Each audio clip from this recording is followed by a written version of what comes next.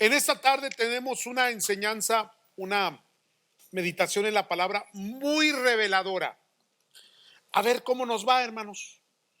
Eh, Posiblemente vaya a estar de acuerdo conmigo, posiblemente no. Deje que el Espíritu Santo le dé la revelación correcta. Eh, Antes de entrar en el texto, para poder entender bien lo que vamos a estar hablando, vamos a imaginar un poquito, hermano, y vamos al tiempo de Jesús, cuando el Señor Jesús está comenzando su ministerio.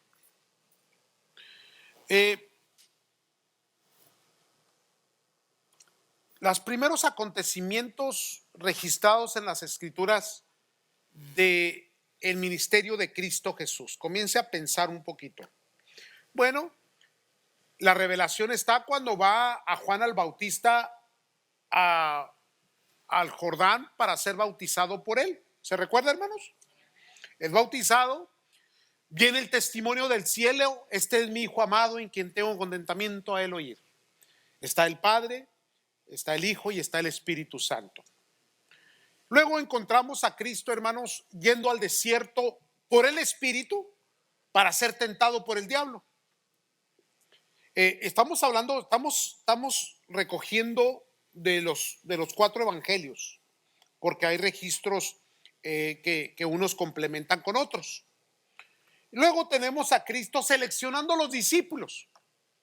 O sea, ya fue bautizado, testimonio del cielo, respaldo de Dios, fue llevado al desierto para ser tentado, recoge, o más bien selecciona a sus 12, usted, ¿verdad? Y ya tiene al grupo junto, ya están listos, y ahora surgen las preguntas. Bueno, ¿y ahora qué, Señor? ¿A dónde vamos? Somos un cuerpo espiritual, tú nos llamaste, tú vas a revelar el reino de los cielos. ¿A dónde podíamos ir? Pues, ¿qué les parece si nos vamos al templo? A dar sacrificio al Señor, a orar a Dios, a tener comunión con el Padre. ¿O por qué no empezamos de una vez y nos vamos al monte y damos un sermón y juntamos a todo el público? ¿O nos vamos directamente a los gentiles a predicarles? ¿O nos vamos con los judíos a Judea para discutir sobre la interpretación del reino de los cielos? Y hay una especie de pregunta que surge ahí: ¿dónde comenzamos? ¿Qué hacemos? ¿A dónde vamos a ir? O vámonos al desierto donde viniste para ir a ayunar y a orar, porque antes de comenzar algo ya con tus discípulos, yo creo que todos deberíamos ir a orar. Entonces todos estamos pensando en un comienzo completamente espiritual, un comienzo totalmente ministerial, a cumplir el llamado de Dios. Y de repente el Señor Jesús les dice: no vamos a ir al templo, no vamos a ir al monte a dar un sermón, no vamos a ir al desierto a ayunar, a orar, no vamos a ir a los gentiles todavía a predicarles, nos vamos de fiesta. Vámonos. ¿Cómo que nos vamos de fiesta? Sí, hay bodas. Señor, que no somos gente espiritual, que no deberíamos ir a hacer otras cosas. Y ahora tú nos sales con que el primer acto ministerial que vas a hacer es irte a las bodas de Canaán. ¿Qué había en la boda en aquel tiempo? Mucha comida, mucha bebida, mucha fiesta, familia, reunión, gente, público, música, danzas. ¿Cuánta cosa no pude haber visto en esa boda, hermanos? Una boda muy cultural judía, muy propia de su tiempo. Y sobre todo, va a haber vino. Ya se alegraron algunos. A lo mejor sale desanimado hoy. Pero fíjese dónde comienza. ¿A dónde va en los primeros movimientos ministeriales del Señor? ¿Quién lo invitó? Dice la Escritura, ahorita vamos a leer, que fue invitado él y sus discípulos. Ahora, ¿por qué fue invitado si todavía no era conocido? Todavía no revelaba, todavía no había todavía no había esa fama de su nombre entre todo el pueblo, entre las poblaciones del entorno, hermanos. Entonces, ahí es donde vamos a meditar. ¿Por qué Cristo comienza su ministerio en una fiesta? Y para acabarla, en una boda. Híjole. Bueno, vaya conmigo ahora sí. Juan capítulo 2, versículo 1 al 12. Ahora, yo lo voy a leer en la Biblia de las Américas. Cuando usted lee la Biblia de las Américas, usted encuentra un balance muy bonito. Toma bastante el vocabulario de la Nueva Versión Internacional, pero se apega mucho a la Reina Valera. Y la tomo porque allá hay una expresión que necesito ponerle énfasis ahí. Dice la Escritura, hermanos, en el capítulo 2, versículo 1 en adelante. ¿Ya lo tienen? Al tercer día se celebró una boda en Canaán de Galilea y estaba ahí la madre de Jesús. Versículo 2. Y también Jesús fue invitado con sus discípulos a la boda. Cuando se acabó el vino, la madre de Jesús le dijo: no tienen vino. Y Jesús le dijo: mujer, ¿qué nos va a ti y a mí en esto? Todavía no ha llegado mi hora. Otras versiones pueden decir: ¿qué tienes conmigo, mujer? Versículo 5. Su madre dijo a los que servían: haced todo lo que él os diga. Versículo 6. Y habiendo ahí 6 tinajas de piedra puestas para ser usadas en el rito de la purificación de los judíos, a cada una cabían 2 o 3 cántaros.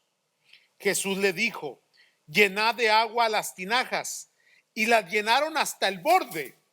Entonces le dijo: sacad ahora un poco y llevadlo a la maestrela. Y se lo llevaron.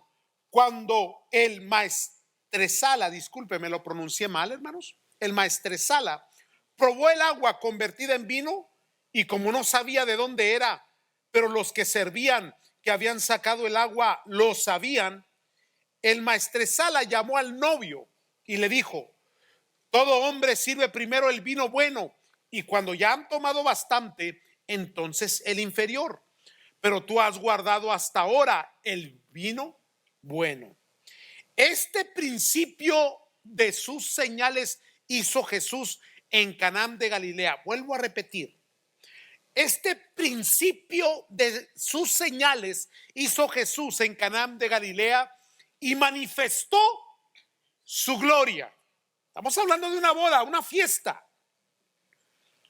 Dice la Escritura: manifestó su gloria y sus discípulos creyeron en él. Qué interesante. Después de esto bajó a Capernaum, él con su madre, sus hermanos y sus discípulos, pero ahí no se quedaron muchos días, hasta ahí nada más. Ahora bien, imagínense por un momento, hermanos, a la fiesta. Luego aquí tengo que hacer una aclaración porque vamos a hablar un poquito del vino, y cuando hablamos del vino, pues hay gente que tuerce, malinterpreta, disipa un poco el entendimiento en cuanto al significado de las bebidas alcohólicas. Y ahora que venga el tiempo de estar con los jóvenes, para octubre en adelante voy a estarle hablando a los jóvenes muy claramente sobre esto, qué dice la Biblia sobre las bebidas alcohólicas y por qué. Hace años atrás tenía un joven que era líder de la iglesia y estaba él aferrado a decirle a los jóvenes que no había problema en las bebidas alcohólicas. Pero aunque algunas culturas son permisivas, hermanos, los latinoamericanos no podemos, hermanos, hablar de bebidas alcohólicas porque una no es ninguna y dos apenas es una. Yo sé que me está entendiendo, hermanos. No hay control. Ahora, mucha gente, hermanos, usa versículos bíblicos para poder esto respaldar un estilo de vida que no es correcto ante los ojos de Dios.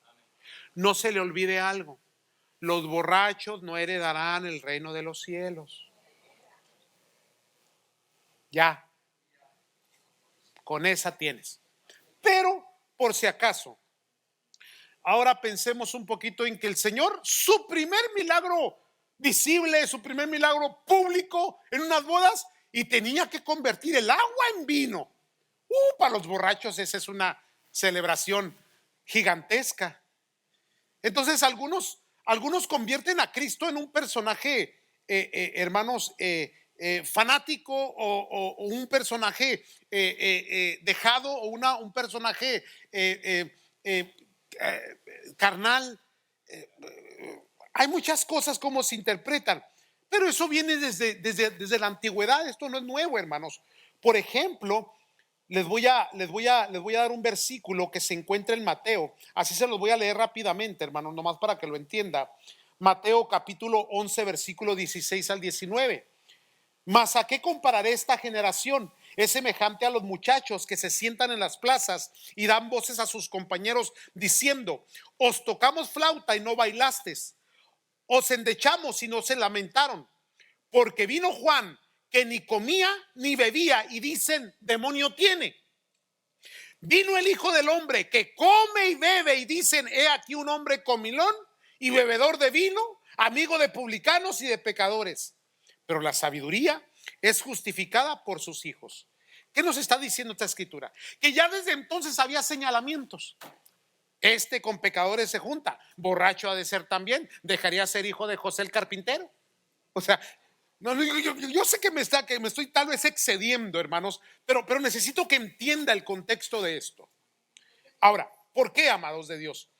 Porque ese primer milagro es muy significativo, pero a veces mal interpretado. Ahora, cuando yo fui a estudiar un poquito, hermanos, ¿qué fue lo que Cristo hizo en aquel lugar? Aquí dice cántaros, pero la versión, hermano, Reina Valera dice medidas. Y la medida era equivalente a 32 litros. Y por ello, cada tinaja podía contener entre 65 y 90 litros. Por consiguiente, las 6 tinajas tenían una capacidad de entre 390 y 540 litros. Santo Dios. 500 caguamas. ¿Por qué se menciona este detalle, hermanos? Se menciona para resaltar la naturaleza espiritual y la grandeza del poder de Dios, no tanto por la cuestión, hermanos, de la embriaguez. Ahora, aquí viene, déjenme le explico algo muy, muy interesante en cuanto a este punto. Amados de Dios, el vino que se conoce en la Biblia sí era vino que se fermentaba. Pero si usted ha estado en Puerto Rico, y esto le va a gustar a la hermana Yossi, una vez estaba en Puerto Rico con un amigo, íbamos no me acuerdo, en algún lugar allá por cerca de por allá. Y de repente frena y me dice: Maví. Y dije: Maví, ¿y qué es Maví? Maví es una bebida refrescante que sale de una raíz. Ahora, se fermenta, pero para poderse embriagar necesitas tomarte como 1,5 galones. O sea, si es que apenas comienzas a sentir algo así, porque la fermentación, hermanos, es muy diferente a cuando se le agrega el alcohol, literalmente. Déjenme le explico más esto, hermanos. Estudiando un poco el lenguaje del vino de su tiempo, dice un blog, hermano, que encontré porque estaba buscando en varios lugares. Dice: partiendo de la premisa del vino,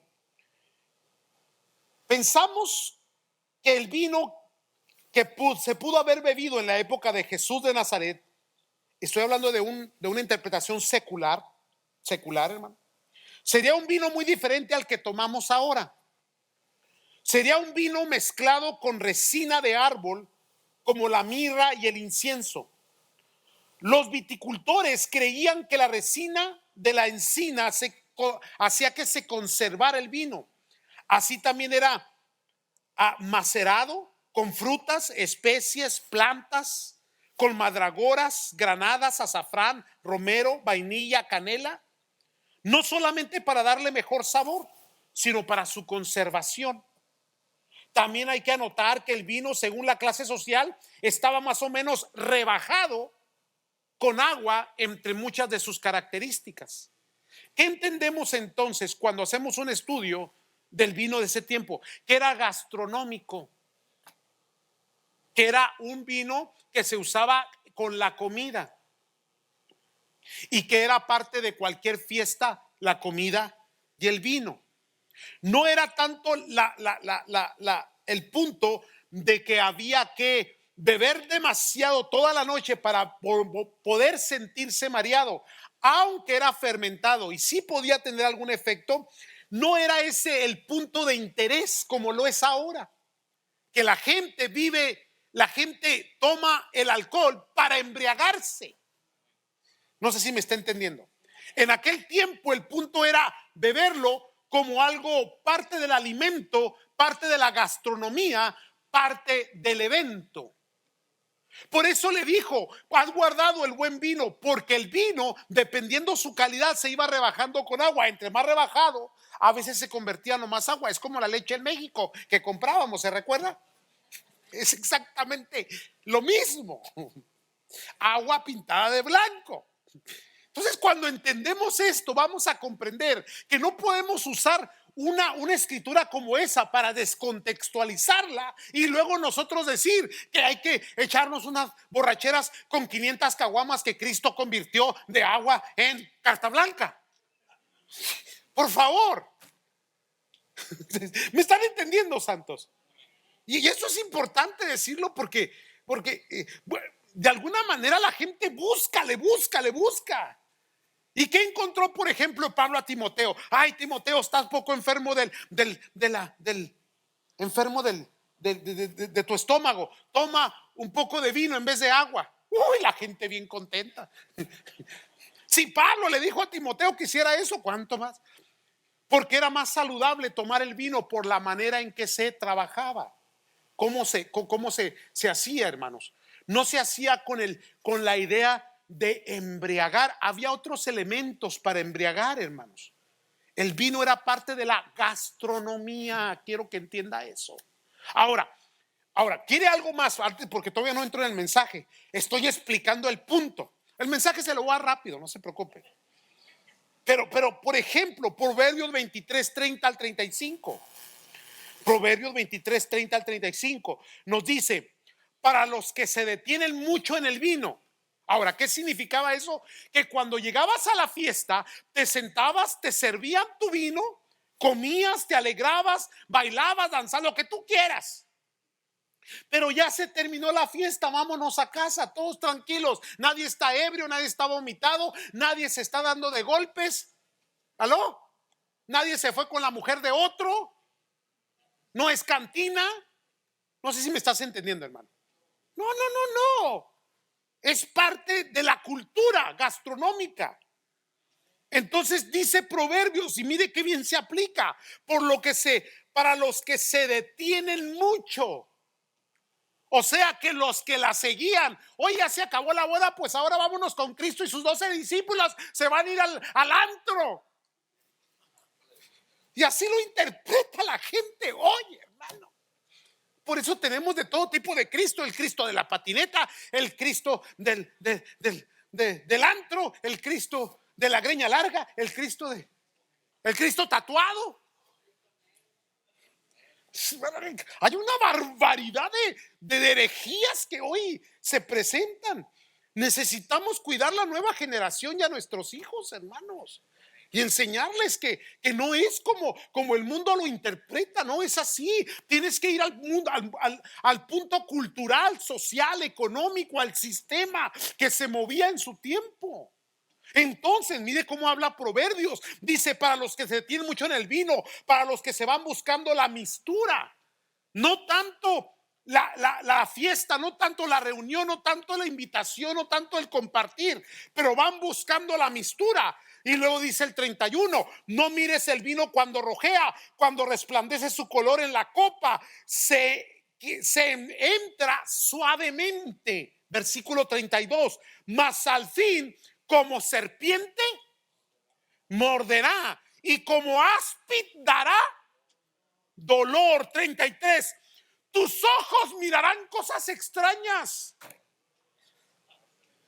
¿Se han mirabas a una esposa, ahora miras dos. ¿Y qué dices? Antes tenía un problema, ahora tengo dos. Por favor. ¿Cuántos me estás entendiendo? La Biblia es tan clara, hermano, no más que tan mal interpretada. Dice, tus ojos mirarán cosas extrañas y tu corazón hablará ¿qué? Porque los niños y los borrachos siempre dicen la verdad, dijo alguien por ahí. Por favor. ¿Cuántos me están entendiendo, hermanos? Mire, tenemos amigos en España que son muy buenos creyentes, grandes siervos del Señor. Y ellos acostumbran a hacer sus alimentos con vino. Entonces estábamos sentados entre algunos pastores y el hermano nos señalaba y nos decía, bueno, ¿por qué son tan extremistas? Entonces yo tuve que explicarle esto. Le digo, mijo, mira, no es que nosotros seamos extremistas, no. Es que en la cultura de ustedes, europea, el vino tiene su lugar y no afecta, no destruye familias. En nuestra cultura latinoamericana, todo lo que tiene que ver con embriaguez termina con pleito, con separaciones, con gente con cirrosis, con crudas morales. Le tuve que explicar por qué la cultura, nosotros en la cultura no lo permitimos, no le damos luz verde, porque culturalmente nuestra cultura es viciosa, se detiene en el vino. No le puedes dar para que te acompañes con la comida. No, porque se va a entrar la primera y terminando de comer se va a ir a la barra. ¿Estamos comprendiendo? Entonces, por ello es que la gente busca en la escritura, pero hay que saber nosotros cómo responder con la misma escritura. Y no tiene validez cuando le dices, no era vino, era jugo de uva. No, espérame, estudia bien. Sí estaba fermentado, porque la fermentación era parte de la conservación. Se ponía en odres, se ponía en jarros de barro y se conservaba bien, pero no llevaba la esencia que lleva en Latinoamérica. Por eso leemos Proverbios. Tus ojos mirarán cosas extrañas y tu corazón hablará perversidades. Serás como el que yace en el medio del mar o como el que está en la punta del mastelero, todo mareado, para que me entiendas. 35, y dirás, me hirieron, mas no me dolió, me azotaron, mas no lo sentí. El borracho golpea, destruye familias, hace tremendos males, hermano. Y al siguiente día no se acuerda de nada según él. Cuidado. No es que se los prohibamos a las nuevas generaciones, es que hay que enseñarles por qué, de dónde venimos. ¿De dónde venimos, hermanos? Yo vengo de una familia de alcohólicos, yo sé lo que es. Yo sé lo que es vivir la violencia doméstica. Lo que es ver, hermanos, cómo la economía se desmorona, se destruye, cómo se va todo por el caño, por un vicio. Y dirás, me hirieron, mas no me dolió, me azotaron, mas no lo sentí. Cuando desperté, aún lo volveré a buscar. Te pegó la cruda. Y en ese momento que te estaba revolcando de dolor, jamás vuelvo a tomar. Pero en cuanto se te pasó, ¿qué obole? Hasta que no vino Cristo a rescatar esa alma, hermanos. Hasta que no vino el poder de Dios a romper esas ataduras de alcoholismo. ¿Me están comprendiendo, hermanos? Ahora entienden cómo se explica este asunto. Porque ciertamente el Señor Jesús les dijo a sus discípulos, ¿dónde comenzamos? ¿En el templo? No. ¿Dónde comenzamos? ¿En el monte? Tampoco. No, vamos a comenzar en una fiesta. Pastor, de seguro ya había danzas también como ahora en los paris. Sí, no lo dudo. Pero ¿cómo eran las danzas de su tiempo? ¿Cómo son las danzas de hoy?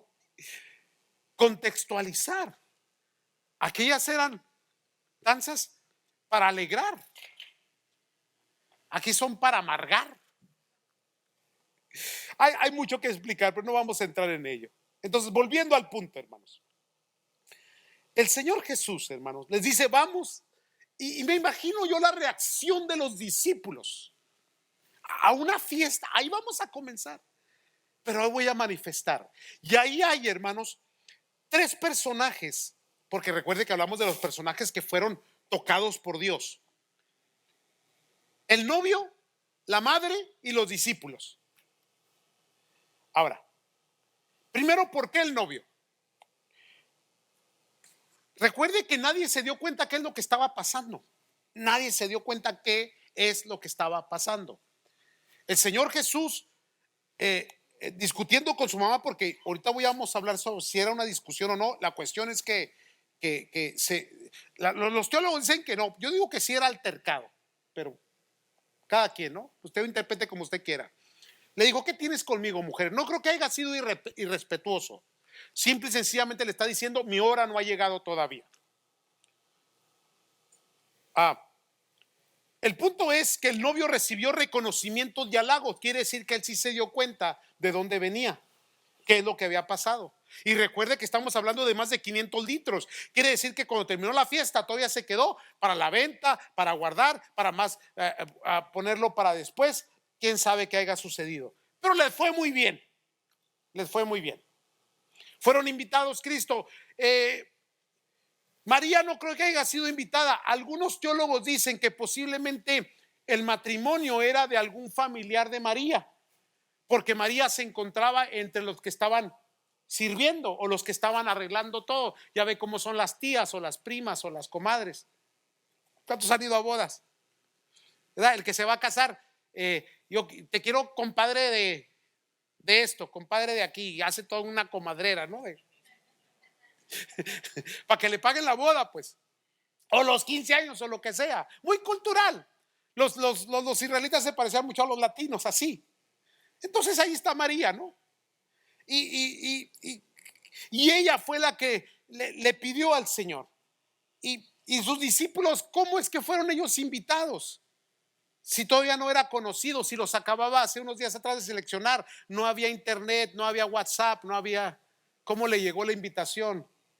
Hay mucho que discutir ahí, ¿no? Algunos dicen que se acabó el vino porque trajo a 12, puros gorrones, dijo, y se acabó todo. Hay mucho que discutir ahí. El punto es, hermanos, que el novio fue bendecido por la presencia de Cristo. Había un problema, no se midió bien, entonces se acabó, pero el Señor proveyó y bendijo. Ahora, ¿por qué en una boda? Porque yo soy de los que sigue creyendo que el matrimonio es bendecido por Dios y que un lugar y el mejor lugar para comenzar, hermanos, un ministerio tan grande que iba a evolucionar, a revolucionar, a hacer el cambio de la humanidad, tenía que ser bajo el contexto del matrimonio. Lindo, hermanos. El novio fue bendecido, no solamente bendecido, pero fue halagado, fue reconocido. Óyeme, todos guardan al peor vino, o sea, el que está rebajado ya con pura agua, el que ya no sabe a nada, pero no, tú has guardado hasta el mejor. No dice cuál fue la reacción, no dice la palabra, no vamos a entrar en esas discusiones, pero él fue bendecido.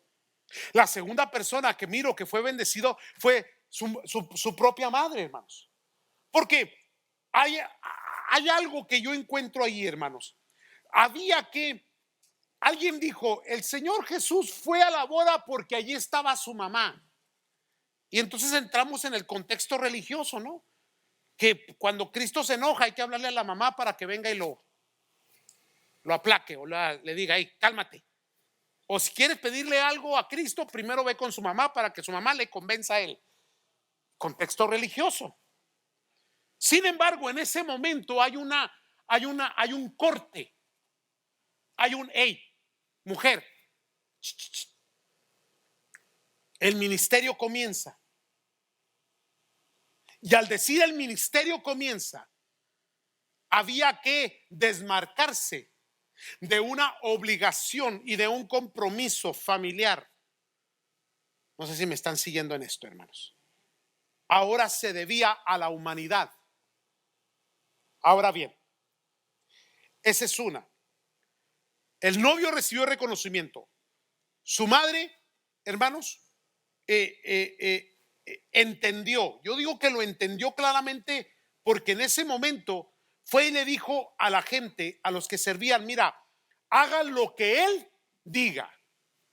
O sea, no le ordenó: busca solución al problema. No, no, no. Le dijo: hagan lo que él diga. Y al último, esa expresión es la que debe de entender toda persona religiosa. ¿Quieres verdaderamente entender a María? Haz lo que él. ¿Me comprendieron, santos? Ahora, esa es una. El novio, la madre. Pero dice la escritura que los discípulos creyeron en él. ¿Cómo es posible que en cosas de la simplicidad cultural, de lo que, del diario vivir, hermanos, ahí venga la manifestación de Dios? Aquí es donde yo quiero llevarlo en esta noche antes de terminar con esto. ¿Por qué no fue en el templo? ¿Por qué no fue enfrente de la multitud? Porque lo hizo multiplicando 5 peces y deme la cuenta usted. ¿Y por qué no lo hizo en el templo cuando volteó las mesas y se presentó y dio el sermón? Todas estas cosas. Pero fue en un acto muy humano, muy secular, muy común. Porque nacemos, crecemos, en algún momento encontramos aquella persona con la que decidimos pasar el resto de nuestras vidas. Nos enamoramos, participamos, vivimos, convivimos. Si Dios lo permite, permanecemos hasta que la muerte nos separe. Y allí en nuestra vida cotidiana y en la historia de nuestra vida aparece el Salvador. No en el lugar religioso, no en el lugar designado para algo espiritual, sino en un momento de nuestra propia experiencia, de nuestra propia vida. Ojalá y entienda eso en su corazón, hermanos. Que Dios aparece cuando nace la criatura. Que Dios apareció ahí, hermanos, en el momento de su boda. Que Cristo estuvo ahí aún, hermanos, en el momento en que estuvo enfermo en cama. Cosas comunes. Y le voy a ir a un extremo más avanzado, porque hablemos que si fue una discusión entre Cristo y María, su madre, no lo sé, hermano, no puedo interpretarlo de esa manera. Lo que sí es que hubo una palabra que resonó. ¿Qué tienes conmigo, mujer? Yo veo que aún, hermanos, en los problemas de la vida, en las diferencias, en las asperezas, en las dificultades y los problemas, donde creemos que no hay nada espiritual en ello, ahí está el Señor. Ahora, a veces aparecerá para darnos palmadas, para animarnos, para sanar nuestras heridas, y a veces aparecerá también para reprendernos, para sonarnos, para corregirnos. Pero sobre todas las cosas, hermanos, Dios siempre va a aparecer donde menos crees que va a aparecer. Te sentaste a ver la novela, ahí está Cristo sentado contigo.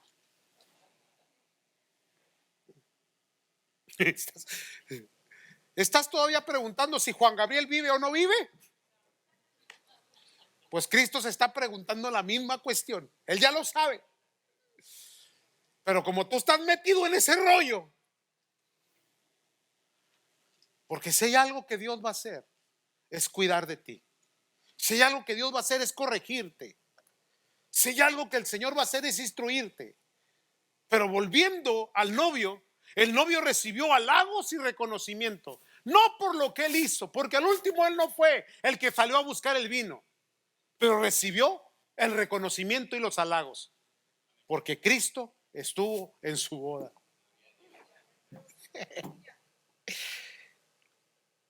¿Lo hizo bien? ¿Lo hizo mal? ¿Lo planeó bien? No lo sé. El punto es que Cristo lo bendijo y bendijo su fiesta y su reunión. No fue en el templo, no fue en el sermón del monte, no fue, hermanos, en el desierto, fue en una fiesta. Todos felices, todos con ruido, todos platicando, todos conversando, todos, hermanos, metidos, absorbidos por el ambiente festivo. Y ahí está el Señor. Dios está en todas partes. No se te olvide. ¿Les cayó el 20? Déjeme cerrar esto, hermanos. Déjeme ver si lo tengo aquí rápidamente y se lo doy. La última parte de la escritura. El versículo 11 dice: este principio de sus señales hizo Jesús en Caná de Galilea y manifestó su gloria, y sus discípulos creyeron en él. Ahora cerramos con esto. Manifestó su gloria. ¿En dónde? En una fiesta. Manifestó su gloria. Y los discípulos creyeron en él. Créale, hermano. Créale con todo su corazón. Dios está donde menos piensas que va a estar. Se quedaron asustados los discípulos. ¿A dónde dijiste que vamos, Señor? A una fiesta. Pero no nos invitaron, no te apures, vienes conmigo, tú vente. Qué glorioso es el Señor.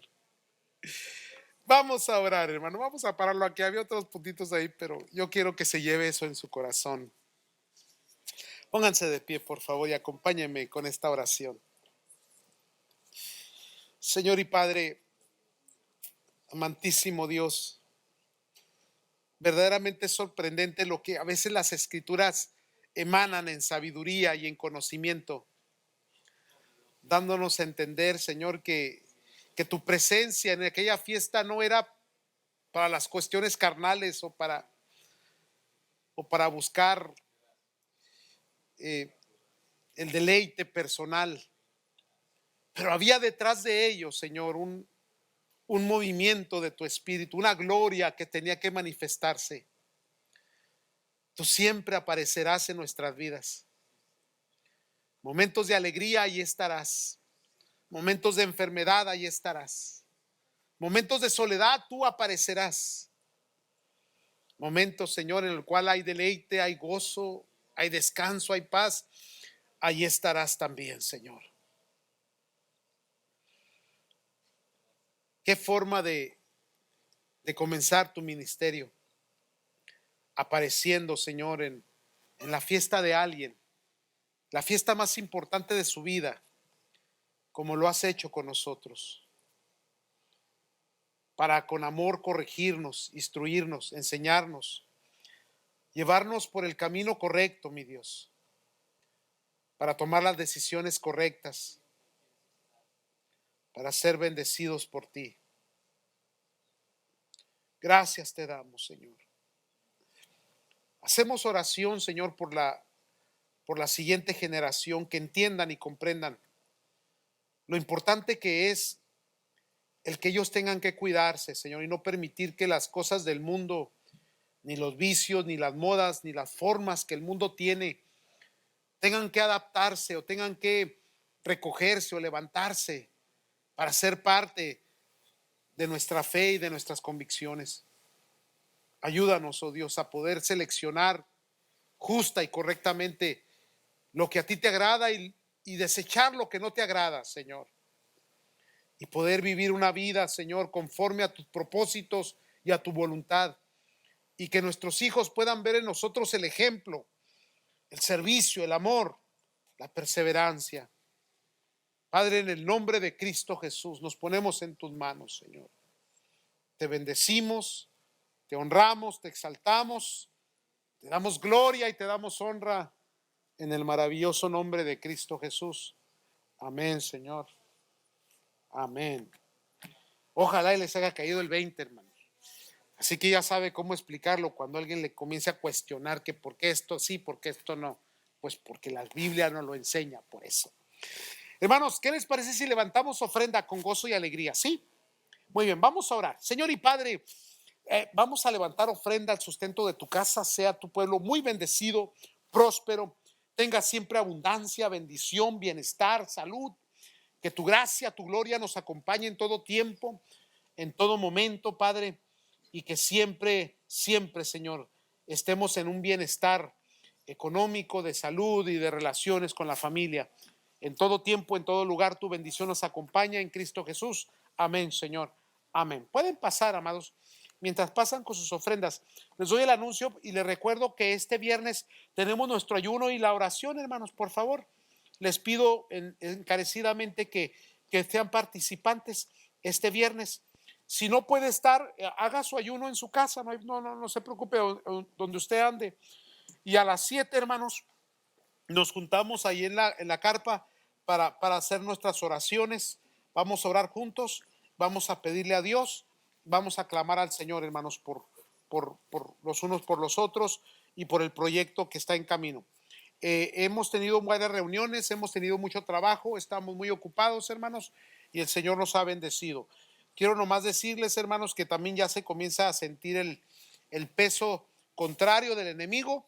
Hermanos, ya comenzamos a sentir las presiones, pero vamos a salir adelante. El proyecto es muy grande, es gigantesco, hermanos, es maravilloso, es hermoso, es la gloria de Dios. Entonces, hermanos, obviamente Dios se mueve, pues también el enemigo se mueve, como ya les había predicado, ya les habíamos dicho, hermanos. Entonces hay que orar mucho, buscar a Dios y no desmayar en medio de tanta dificultad que tenemos que afrontar. Y ánimo en el nombre del Señor, hermanos. Amén. ¿Qué más tengo por aquí? Eso va a pasar este viernes, el ayuno y la oración, hermanos. Después le estaré dando más información. Obviamente de este domingo, este es el último domingo del mes, el siguiente ya va a ser el día de primer domingo del mes, que es Misiones y Santa Cena. Quiero recordarles, hermanos, que la Santa Cena las cambiamos ahorita a un viernes sí y un viernes no. No lo estamos haciendo los domingos, el primer domingo de cada mes. Ahora lo estamos haciendo un viernes sí, un viernes no. Este viernes no toca, pero el siguiente sí. El siguiente sí. Así que, hermanos, nomás para que no vaya usted a estar en expectativa de venir el primer domingo del mes al servicio y recibir la Santa Cena, porque la hemos cambiado por el ayuno y la oración que tenemos todos los viernes durante 10 semanas. Ya mero se cumplen. Muy bien, amados, creo que son todos los anuncios. Tengo más, pero ya el domingo se los doy. Así que les pido mucho sus oraciones. Vamos muy bien, hermanos, pero ocupamos mucho, mucho la dirección del Señor. En el nombre de Cristo Jesús. ¿Contentos en el Señor? Los jóvenes van tristes ya. Les cortamos las alas. No le cortamos las alas, hermano. Les dimos dirección correcta. Eso fue lo que les dimos. Vamos a orar para ser despedidos. Padre, gracias te damos, Dios. Cuida, bendice, protege, prospera, guarda a tu pueblo, Señor, a nuestros jóvenes, sus mentes, sus corazones. Y este viernes, Señor, presentamos el ayuno, la oración, una oración y un ayuno, Señor, congregacional, todos juntos, unánimes, y hemos de ver tu poder y tu gloria moverse a favor de tu iglesia y de tu pueblo, Señor. En tus manos estamos. Gracias te damos. Despídenos en paz en Cristo Jesús. Amén, Señor. Amén. Dios les bendiga.